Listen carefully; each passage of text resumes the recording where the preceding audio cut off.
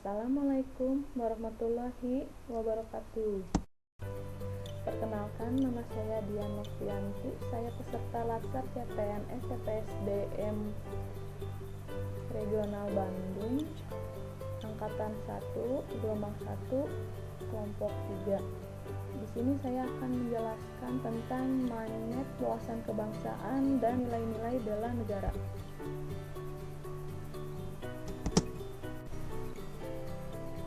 Nah, bisa dilihat dengan lebih jelas.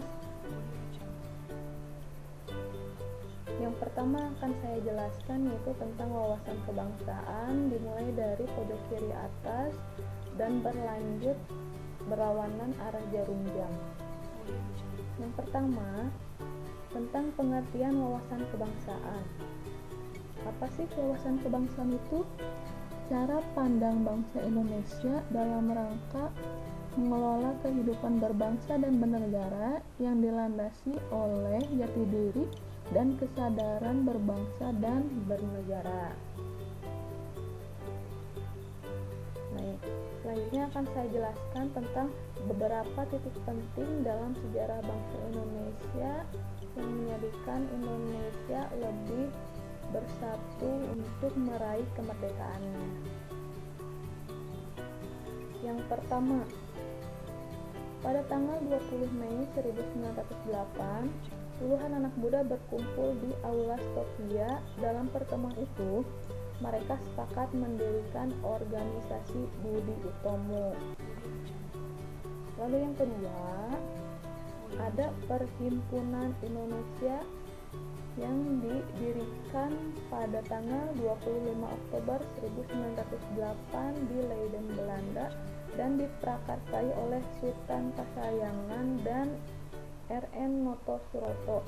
Perhimpunan Indonesia merupakan organisasi pergerakan nasional pertama yang menggunakan istilah Indonesia. Bahkan, Perhimpunan Indonesia menjadi pelopor kemerdekaan bangsa Indonesia di kancah internasional. Lalu yang selanjutnya pasti tidak asing karena sering kita dengar dan tentunya kita banyak pelajari di sekolah, yaitu tentang Kongres Pemuda. Ada dua Kongres Pemuda. Yang pertama, Kongres Pemuda 1 diselenggarakan pada tanggal 30 April 1926. Kongres Pemuda 1 ini dihadiri oleh wakil organisasi pemuda Jong Java, Jong Sumatera Nembon, Jong Ambon, Sekarukun, Jong Islami Tembon, Tuderendem Minahasa, kemudian Jong Bataksbon, dan pemuda kaum Teosofi juga ikut dalam kerapatan besar. Lalu ada lagi Kongres Pemuda kedua yang dilaksanakan pada tanggal 27 sampai 28 Oktober 1928 dan menghasilkan Sumpah Pemuda yang kita kenal. Lalu yang selanjutnya ini merupakan detik-detik kemerdekaan, yaitu pembentukannya BPUPKI pada 1 Maret 1945. BPUPKI itu adalah Badan Penyelidik Usaha-Usaha Persiapan Kemerdekaan Indonesia. Setelah BPUPKI, maka dibentuklah PPKI, yaitu Panitia Persiapan Kemerdekaan Indonesia, yang terbentuk pada 7 Agustus 1945.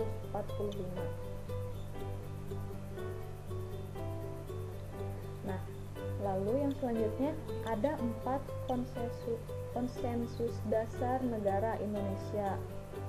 Yang pertama ada Pancasila. Lalu NKRI, Negara Kesatuan Republik Indonesia, kemudian Bhinneka Tunggal Ika, dan Undang-Undang Dasar 1945. Nah, berdasarkan yudilatif, setiap bangsa harus memiliki suatu konsepsi dan konsensus bersama menyangkut hal-hal fundamental bagi keberlangsungan, keutuhan, dan kejayaan bangsa yang bersangkutan. Nah, selain 4 konsensus dasar tersebut, ada pendukung-pendukung lainnya yaitu bendera, bahasa, lambang negara, serta lagu kebangsaan.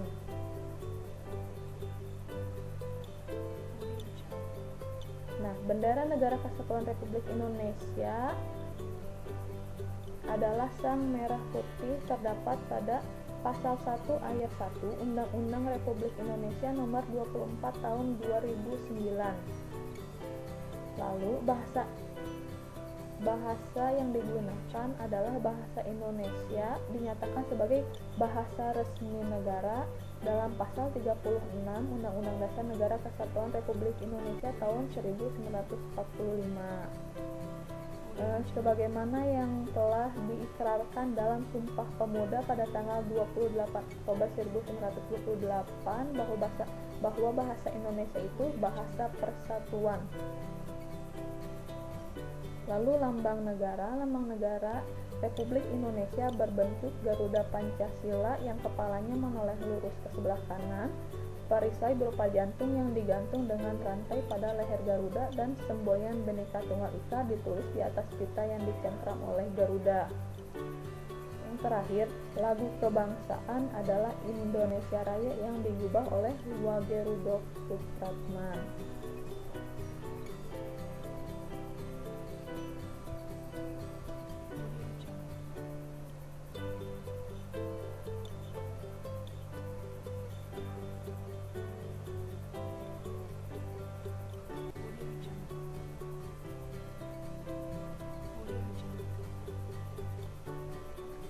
Lalu yang selanjutnya yaitu nilai-nilai bela negara. Apa sih itu bela negara?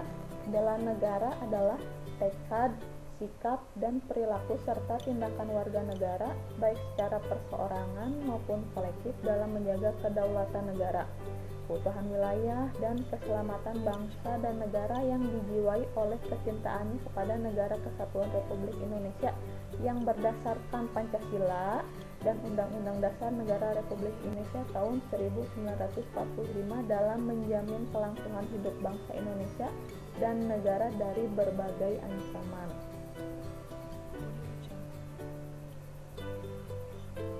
Nah, sejarah dari bela negara itu terjadi pada saat agresi militer kedua. Pada tanggal 19 Desember 1948 merupakan hari bersejarah bagi bangsa Indonesia karena pada tanggal tersebut terbentuk Pemerintah Darurat Republik Indonesia dalam rangka mengisi kekosongan kepemimpinan Pemerintah Negara Kesatuan Republik Indonesia dalam rangka bela negara, serta bahwa dalam upaya lebih mendorong semangat kebangsaan dan bela negara. Maka dari itulah pada setiap tanggal 19 Desember itu diperingati sebagai Hari Bela Negara. Nah, ada beberapa nilai-nilai dasar bela negara. Yang pertama, cinta tanah air. Yang kedua, sadar berbangsa dan bernegara.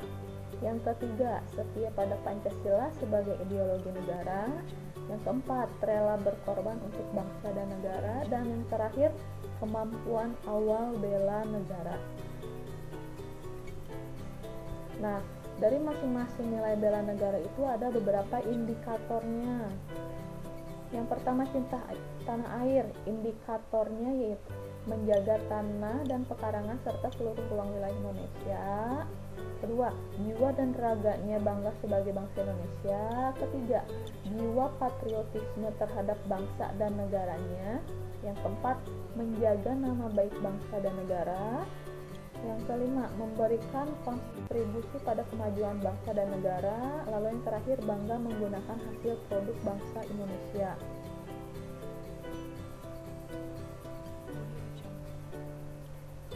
Lalu yang selanjutnya, kesadaran berbangsa dan bernegara. Indikatornya adalah berpartisipasi aktif dalam organisasi kemasyarakatan, profesi maupun politik. Kedua, menjalankan hak dan kewajibannya sebagai warga negara sesuai dengan peraturan perundang-undangan yang berlaku. Yang Yang ketiga, ikut serta dalam pemilihan umum.